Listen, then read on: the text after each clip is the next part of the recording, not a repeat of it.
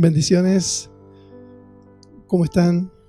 Aquí esta palabra que quiero desarrollar es también una forma de homenajear a un hombre, a una persona que es el campeón del mundo, Omar Narváez. Su hermano Daniel me regaló esta remera y tiene que ver mucho lo que voy a hablar con respecto a esta persona, y que cabe recordar que fue el que rompió el récord que tenía el legendario Carlos Monzón de 16 defensas del título mundial.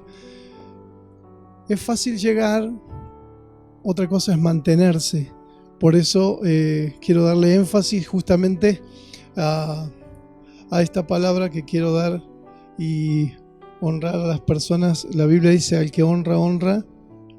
Aquellos que son de inspiración, aquellos que son de motivación para que nosotros podamos alcanzar el éxito en la vida.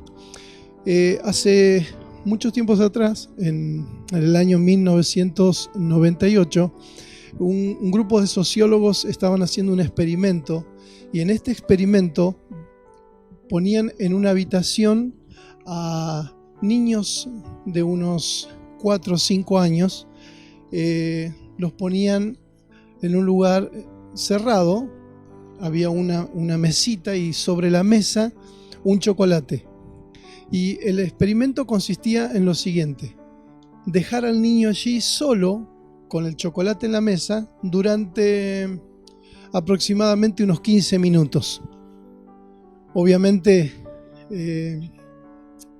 decirle a un niño de esa edad allí adentro que no se coma el chocolate es muy difícil, o que espere un determinado tiempo para poder comerse el chocolate.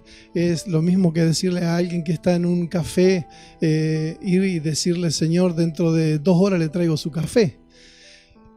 A los niños los dejaron allí, y 2 de cada 3 niños veían el chocolate en la mesa, daban una vuelta, pasaban 5 segundos, 10 segundos, llegaba el minuto y no aguantaban más y agarraban el chocolate, lo abrían y ¡boom!, se lo comían. Pero 1 de cada 3 niños veían el chocolate en la mesa, daban vuelta alrededor de la mesa mirando el chocolate, lo tomaban con sus manos, lo observaban, lo volvían a poner en la mesa, daban otra vuelta más alrededor de la mesa, mirando el chocolate, se agarraban de los pantalones, hacían un esfuerzo increíble para no comerse el chocolate. Terminado este experimento, esos niños, 2 de 3, no lo comían. En el seguimiento que hacían en este experimento social, fueron a buscar a los jóvenes cuando ya tendrían unos 18 o 19 años, y se dieron cuenta que los que habían comido el chocolate tenían problemas para estudiar. Es más, algunos no habían estudiado, tenían problemas con sus padres, no se podían desarrollar en la sociedad, no habían alcanzado ningún tipo de éxito. Pero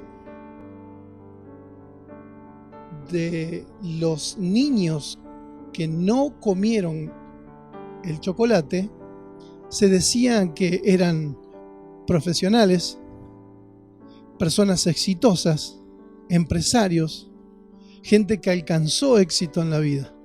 O sea que a tan temprana edad estos niños aprendieron, los que no comieron el chocolate, el poder de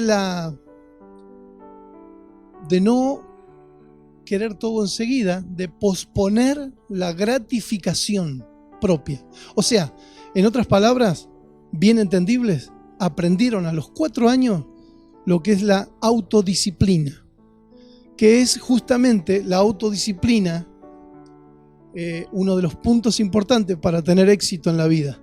Y la Biblia habla en una historia, y de esto quiero hablar. En el libro de Levíticos, capítulo 16, dice que habían lugares sagrados donde se ofrecían los holocaustos, donde se ofrecían las cosas a Dios y los sacerdotes. Tomará luego de la sangre del becerro, cuando estaban haciendo el sacrificio, y lo rociará con su dedo hacia el propiciatorio, al lado oriental, hacia el propiciatorio, esparcirá con su dedo 7 veces de aquella sangre. En el verso 19 dice, y esparcirá sobre él de la sangre con su dedo 7 veces. O sea, 7 veces, cada vez era 7 veces, y lo limpiará y lo santificará de las inmundicias de los hijos de Israel. Era un sacrificio que se ofrecía porque en el tabernáculo, en el Antiguo Testamento, donde estaba la presencia de Dios, había 7 lugares donde se derramaba la sangre y 7 lugares donde había unción, donde había poder, donde la presencia de Dios estaba. Ahora, venimos al tiempo de la gracia, en este tiempo, y nosotros somos el tabernáculo de Dios, somos el templo viviente de Dios. Cada uno de nosotros, los seres humanos, los que aceptamos a Jesús en el corazón, los que somos hijos de Dios, somos el tabernáculo de Dios. Y tenemos la presencia de Dios como un nuevo pacto en 7 derramamientos de la sangre de Jesús. Primera de Pedro, capítulo 1, versos 18 y 19, dice la Biblia, sabiendo que fuisteis rescatados de vuestra vana manera de vivir, la cual recibisteis de vuestros padres, no con cosas corruptibles como oro o plata, sino con la sangre preciosa de Cristo, como de un cordero sin mancha y sin contaminación. ¿Dónde fue derramada la sangre de Jesús? Obviamente todos decimos en la cruz. Allí terminó de derramar su sangre que nos limpia de todo pecado. Y esa sangre nos da victoria en cada área de nuestra vida. Pero hay un lugar donde Jesús derramó sangre, y fue el primer lugar donde Jesús derramó sangre, y fue en el huerto de Getsemaní. En el libro de Génesis, capítulo 3, está la historia de Adán y Eva, que todos conocemos. Que Dios le dijo, pueden comer de todos los árboles que hay en el huerto, pero de este árbol en especial, de la ciencia del bien y el mal, de este árbol no podrán comer porque el día que coman de ese árbol, de cierto, morirán. La Biblia dice que Satanás engañó a Eva,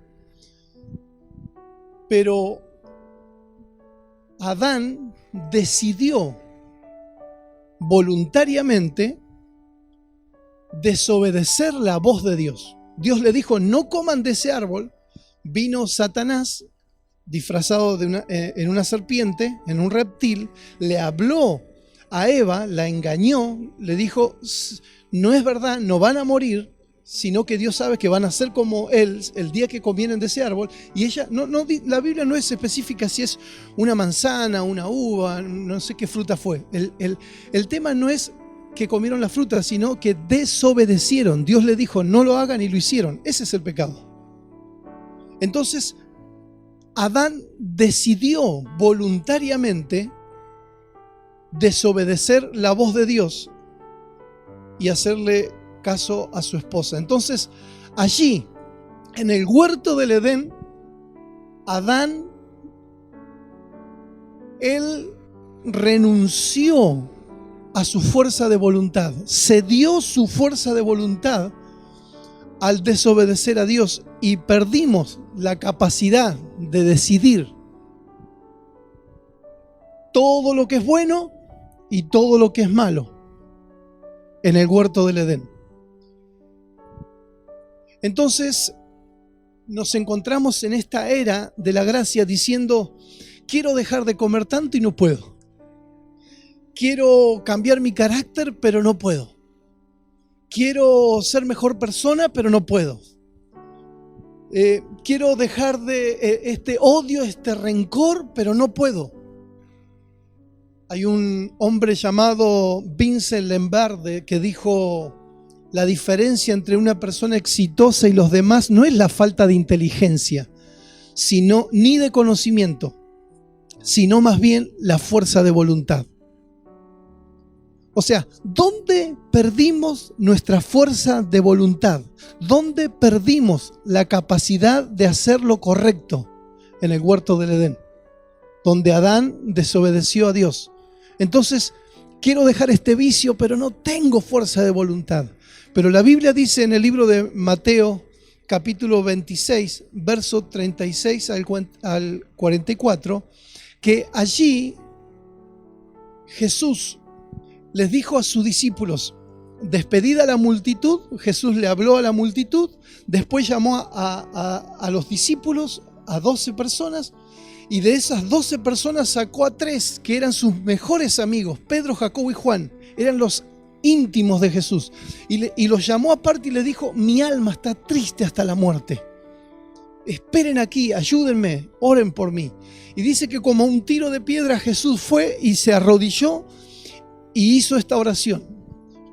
Recuerde, en el primer huerto, en el huerto del Edén, Adán, el primer Adán, el hombre, perdió la fuerza de voluntad para hacer lo correcto. Él decidió desobedecer a Dios y en otro huerto Jesús estaba peleando una batalla por nosotros. Jesús se arrodilló y dijo, Padre, si fuese posible, aparta de mí esta copa, que no, o sea, él lo que le estaba diciendo en otras palabras, Padre, que no muera nada en la cruz, si fuese posible. Pero su hombre interior, ese que estaba en una lucha, en una guerra, porque la guerra es entre la carne y el espíritu. Y el espíritu, el corazón te dice, tenés que hacer esto para Dios, tenés que hacer aquello, tenés que dejar estos vicios, tenés que hacer esta clase de vida. Pero como tu fuerza de voluntad fue vendida al enemigo, a Satanás el diablo, por Adán, entonces no tienes fuerza de voluntad para dejar los vicios, no tienes fuerza de voluntad para dejar los malos hábitos, no tienes fuerza de voluntad para perdonar, no tienes fuerza de voluntad para alcanzar éxito en la vida, para desarrollarte en algún área en esta vida. Pero Jesús estaba en esa pelea, en esa lucha, en esa guerra. Estaba ahí peleando contra todas las fuerzas de las tinieblas que le decían, renuncia, no lo hagas, vos no podés, vos no servís, vos no lo vas a hacer. Pero Jesús, en esa pelea, Jesús decía, Padre, pero que no se haga tu voluntad, que no se haga mi voluntad, sino la tuya. Que no se haga mi voluntad, sino la tuya, Señor. Entonces Jesús volvió a ver a sus discípulos y le dijo, los halló durmiendo y les dijo, ¿cómo no habéis podido velar conmigo por mí una hora? ¿No habéis podido interceder por mí? Entonces Jesús dice que volvió y hizo la misma oración. Padre, si fuese posible, aparta de mí esta copa, pero que no se haga mi voluntad, sino que se haga tu voluntad. Volvió a los discípulos y estaban dormidos, cargados de sueño, dice la Biblia. Entonces Jesús fue nuevamente y por tercera vez. Era una pelea, una batalla de él solo. Es como cuando este campeón se subía al ring, quedaba, después que le sacan el banquito, queda solo. De igual manera, Jesús no tenía ni a las multitudes, ni a los discípulos, ni a sus mejores amigos. Solo estaba en esa batalla para recuperar la fuerza de voluntad. Y en el tercer round, Jesús ganó. Y le dijo, Padre, que no se haga mi voluntad, sino tu voluntad. Y se puso de pie y fue y les dijo, despiértense, vamos, porque ya llegó la hora. Jesús enfrentaba la misma batalla que enfrentó Adán, y es la misma batalla que vamos a enfrentar cada uno de nosotros vez tras vez en esta vida, según seguir su propia voluntad o seguir la voluntad de Dios. Por eso el libro de Lucas capítulo 22 verso 44 dice la Biblia, estando en agonía Jesús oraba más intensamente. O sea, cuando parecía que ya no le quedaban fuerzas, él lo hacía con más intensidad. Una vez escuchaba a un boxeador decir esto, ¿cuántas abdominales hace usted? No sé, no las cuento, porque las empiezo a contar después que empieza a doler. Cuando parecía que Jesús ya no podía más, sacaba fuerza de su debilidad, de donde no tenía, y comenzaba a orar intensamente. Dice la Biblia literalmente, estando en agonía, oraba más intensamente. ¿Está cansado? Siga adelante. ¿Está sin fuerza? Siga adelante, porque va a desarrollar la fuerza de voluntad. Y dice la Biblia, y era su sudor como grandes gotas de sangre que caían hasta la tierra. Allí, en el huerto del Edén, Adán perdió la fuerza de voluntad.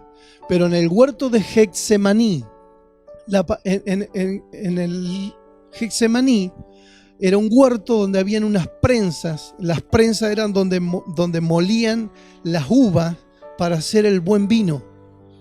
Y esto de donde estaban en ese olivar, en Getsemaní, donde estaban las prensas, una prensa quiere decir troquelar, exprimir, sacar el jugo, escurrir.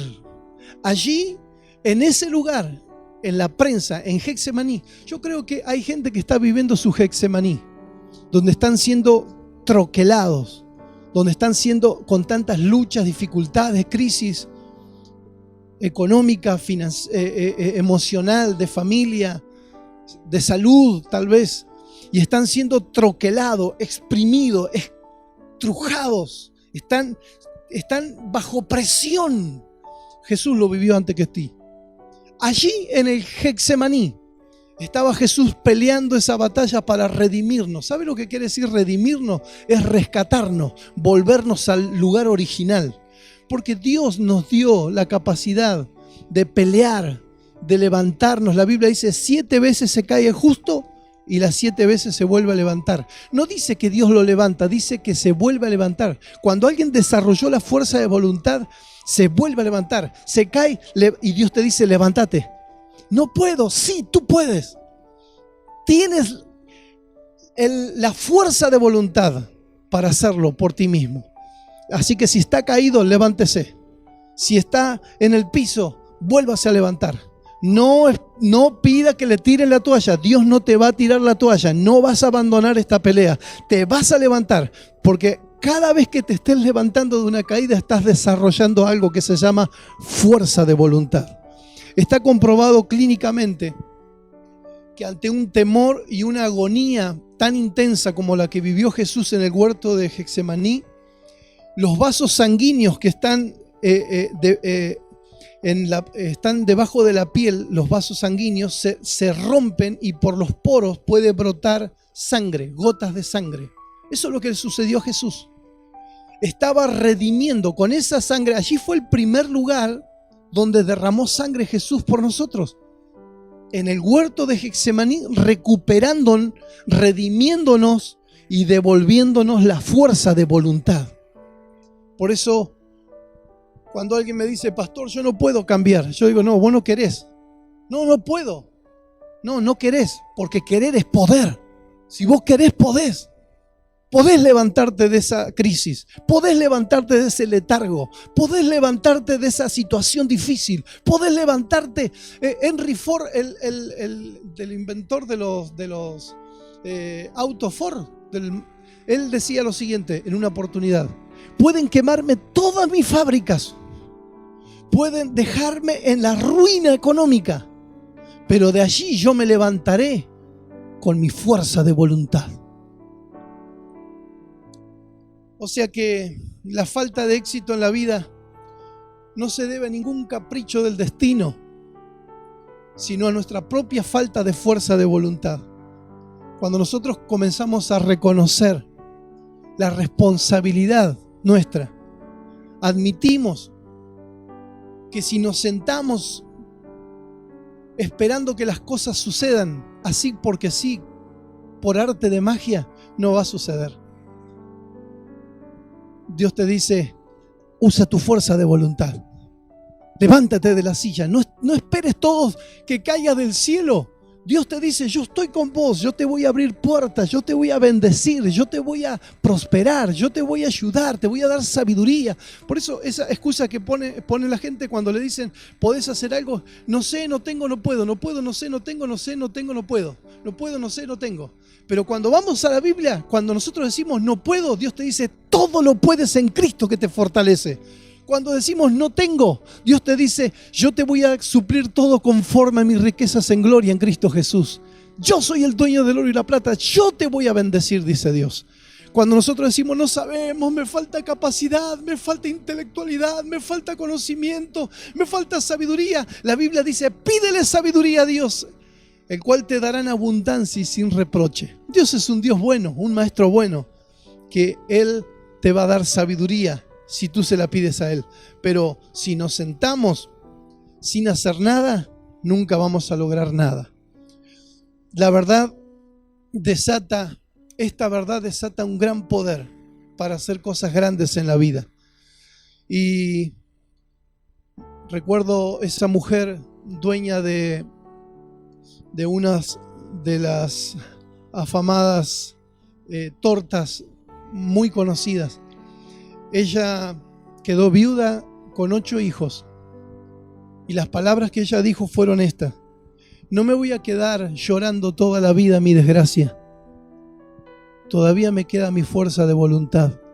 Y se levantó, comenzó a hacer pan casero y a vender por los barrios con sus hijos y llegó a hacerse multimillonaria de una marca muy reconocida de tortas, porque puso fuerza de voluntad, no se quedó llorando toda su vida su desgracia. No me voy a quedar llorando toda la vida en esta situación, dijo esta mujer. Todavía me queda mi fuerza de voluntad. O sea, la fuerza de voluntad es lo que forma el carácter de las personas. Y es indispensable para tener constancia, porque la fuerza de voluntad se manifiesta en la conducta de las personas. Este campeón, Omar Narváez, un día dijo: llegar a ser campeón es una cosa, otra es mantenerse en el mismo nivel de competición y estar en el gimnasio 3 veces por día. Para eso se necesita mucha fuerza de voluntad. Mahatma Gandhi, el pensador y líder de la India, dijo: la fuerza que proviene de la capacidad física, la fuerza no proviene de la capacidad física, sino de la voluntad indomable que puede haber en el ser humano. Albert Einstein dijo: hay una fuerza matriz más poderosa que el vapor, la electricidad y la energía atómica, y es la fuerza de voluntad. Concluyo con esto. En una oportunidad, un niñito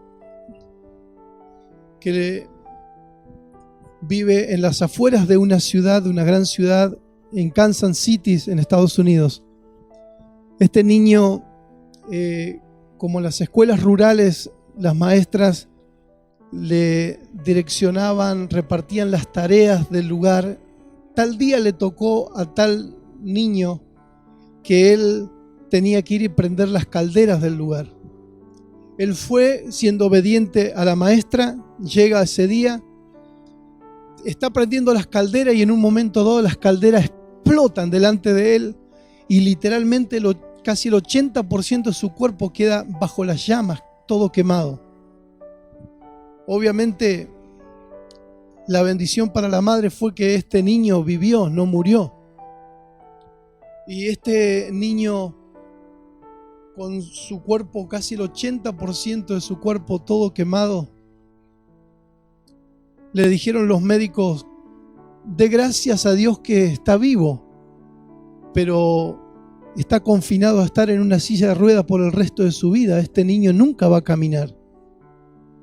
Y esta mujer, como toda mamá, con una tristeza en su corazón, con una angustia, decide no decirle eso a su hijo, sino decirles estas palabras.